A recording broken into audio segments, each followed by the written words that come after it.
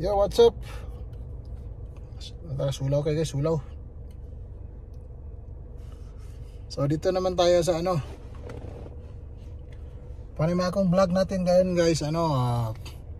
Pick up tayo sa anak natin kasi meron silang Catholic, yung catechism ba. So every Wednesday dito sa lugar namin sa Amerika, so meron silang ganito pag October na sila catechism, yung mga 9 or 10 years old na mga bata, sila mga Bible study ganyan. So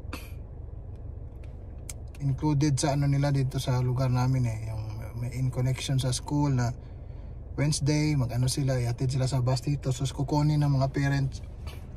So far ayun, 1, 2, 3, 4, 5, 6 ako yung pa-anim na magsundo dito, parent pick up.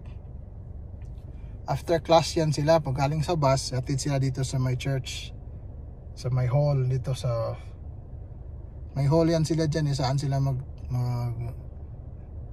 lesson about Catholic, catechism. Remember ko dati, ganun din sa amin mga siguro high school na ako doon nag-catechism sa chapel lang yun, chapel, tapos ng mga rosary, pray the rosary every day, ganun, may mga ganyan na mga lesson. May nakita ko guys doon sa na mag-pray ng rosary every day talaga. Natin yung mga connection natin kay Mama Mary at to Papa Jesus, kasi sabi nila pag ma-connect yan kay Papa Jesus, mas easy lang daw yung mga darating, yung maririnig yung mga prayers natin. Kaya yun, try kong ginagawa yan ulit, kasi dati siguro mga ilang years na ago nagro-rosary ako doon sa lugar namin sa Pinas. Yun nga, kasi may hingiin tayong ngayon na nakaano na tayo, nakahingi na, hindi na nagrosary. So make it a habit guys, sana maano rin ako sa rosary. Dati memorize ko yung rosary lahat ng mga may lights ngayon, bago yung lights, pero yung rosary lang na 5 mysteries memorize ko yun dati, yung Glorious, Sorrowful, may mga code ako dyan. Kaya ngayon memorizing ko naman, kasi may hinihingi tayo dito sa Amerika, mga professional development natin dito. Para sa akin, ang tagal ko, bumagsak ako ulit, bagsak mo naman, so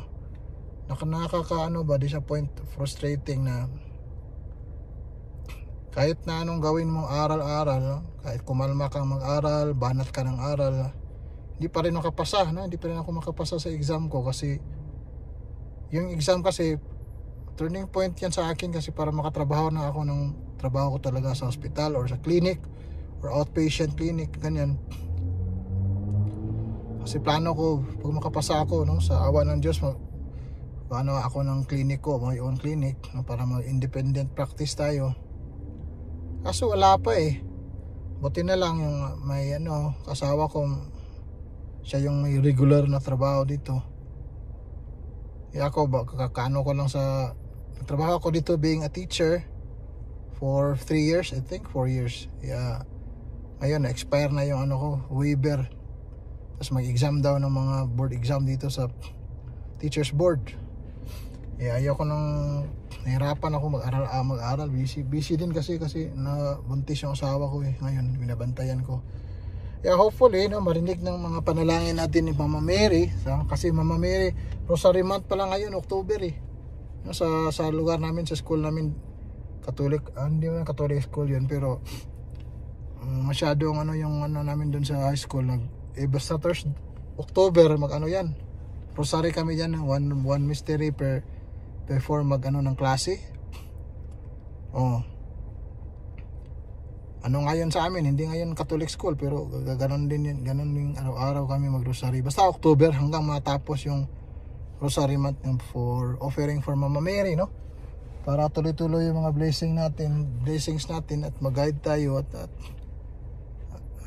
sabi nila sa isang pari na from sa pari siya sa Vatican ba yun siya, na the more we pray rosary, the more na mas maririnig yung mga hiling natin, prayers natin, kasi mas madali tayong marinig ni Papa Jesus. Okay, so yun lang ma-share ko guys. May dumating na mga parents na guys. 1, 2, 3, 7, 8 na kami 9 na kami magsundo ngayon dito. Malapit ang bahay namin dito guys, sa school, sa trabaho namin dito